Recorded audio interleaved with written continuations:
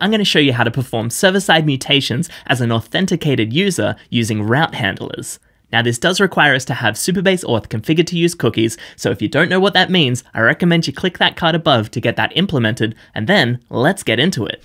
Here I have a simple app that lists out my to-dos, but wouldn't it be great to be able to click one of these to-dos and mark it as complete? Let's do it. So let's start by replacing this pretty printing logic here with a map over our data, and our data is actually a list of to-dos, so we can make this a little bit clearer, and then we can map over each of our to-dos, and then for each to-do, we're going to render out a to-do component, which we'll create soon. We're going to pass this a to-do prop, which is going to be our current to-do. That's a lot of to-dos. Now TypeScript is helping us out here and saying that to-dos might actually be null, so only if that is an array, then we want to map over it. Now our to-do doesn't exist, so let's go and create that component. So under app, we're going to create to-do.tsx, and we're going to export out a default function for our to-do. And here we're just going to return a p tag with our to-do.title, which will be passed in as a prop to our to-do. And we're just going to be naughty here and say a to-do can be any. We'll fix it in the next one. Now back over in page.tsx, we can import our new component. And now if we save, go back to the browser, we'll see the title for each of our to-dos printed out. So since we want to be able to click these to mark them as complete, we want each to-do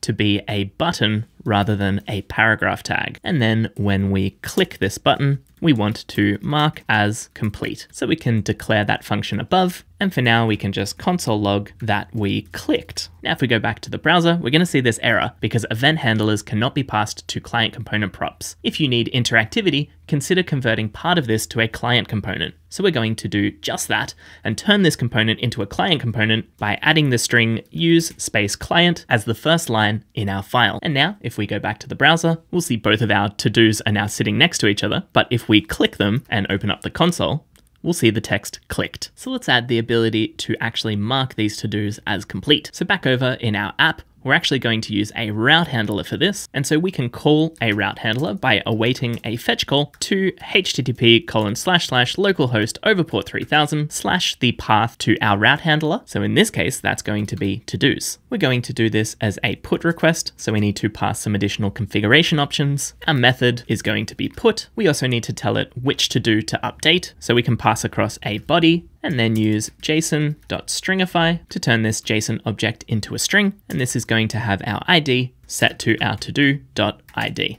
And then once this fetch completes, the data in our database will have changed. And so we want to fetch the new state for our to-dos, which we can do by refreshing the router. So let's get our router by calling the useRouter hook, which comes in from next/navigation. Make sure you're using this one, not the old router one. And then after our route handler has finished doing this work, we want to call router.refresh, which will rerun our server component and go and get fresh to-dos from Supabase. So now that we have our clicking logic implemented, let's create our new route handler. So under app, we want a route called to-dos, and in there, a route.ts file. And this one is going to export an async function listening for put requests. It will get passed a request, which is of type request. We then want to get our specific ID by awaiting a call to request.json. And so this will give us back anything that we've passed across as a body. So in this case, it's just our object with our to-dos ID. And so now we need to update this data in Supabase. So we're going to need a Supabase client, which we can get by calling create route handler client, which comes in from our auth helpers package. And we need to pass this one a cookies function to work out who our signed in user is. And we can import that cookies function from next/headers. Now we can await a call to Supabase, and from the to-dos table, we want to update the is_complete column to be the value true where there's a match for our ID. And that will give us back some data, which we can return with next response, which comes in from next/server, and then calling .json and passing it our data. And now back in our to-do component, we're not actually doing anything with that data that comes back because we're then calling router.refresh, which will refresh the data from Supabase that we're fetching up in our parent component. And now so that we can see this is actually working, we can just select the to-dos where there's a match on the is_complete field being set to false. So essentially only select the incomplete to-dos. And so now back in the browser, our to-dos are all still bunched up, so we can quickly fix that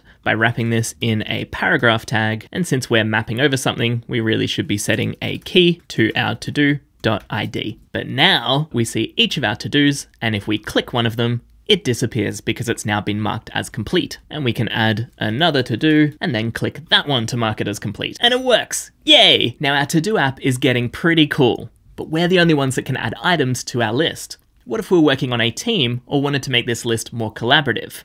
If you want to do something like that, I recommend you check out this video right here where we use a client component to subscribe to real-time events in Supabase and update our UI anytime data in the database changes. But until next time, keep building cool stuff.